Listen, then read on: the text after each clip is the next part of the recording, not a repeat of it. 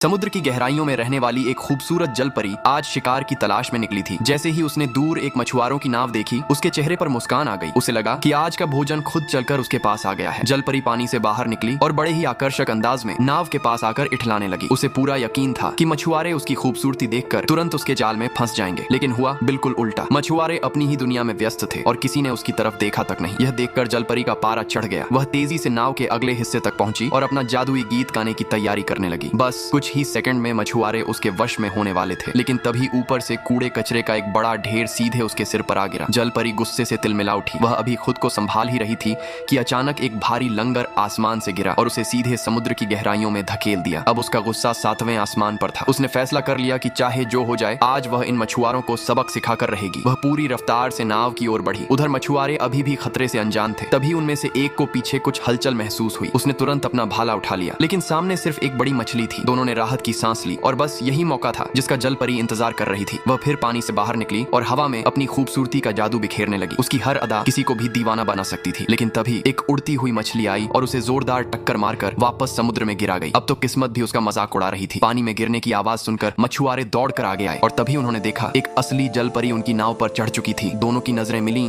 और एक मछुआरा उसकी खूबसूरती में खो गया। जल परी ने मौका देखा और उसे अपने करीब खींच लिया। वह अपना जादू चलाने ही वाली थी कि तभी दूसरे मछुआरे ने फावड़ा उठाया और धड़ाम, एक ही वार में जल परी बेहोश हो गई। कुछ देर बाद जब उसे होश आया तो उसने फिर से अपनी अदाओं का जादू चलाने की कोशिश की, लेकिन इस बार भी धड़ाम, फावड़ा फिर चल गया। जब उसने दोबारा आंखें खोली तो खुद को एक विशाल कांच के टैंक में कैद पाया। चारों तरफ लोगों की भीड़ जमा थी। गुस्से में जल परी ने अपने शरीर से बिजली निकालनी शुरू कर दी। उसे लगा कि कांच टूट जाएगा और वह आजाद हो जाएगी, लेकिन टैंक उसकी सोच से कहीं ज्यादा मजबूत निकला। उल्टा उसकी बिजली पूरे इलाके में फैल गई और चारों तरफ रोशनी जगमगा उठी। मछुआरों ने उसकी बिजली से पूरे शहर को रोशन कर दिया और इस तरह जो जल परी मछुआरों को अपना शिकार बनाना चाहती थी, वही खुद उनकी जिंदा बिजली घर बनकर रह गई। कभी कभी दूसरों के लिए जाल बिछाने वाले खुद उसी जाल में फंस जाते हैं।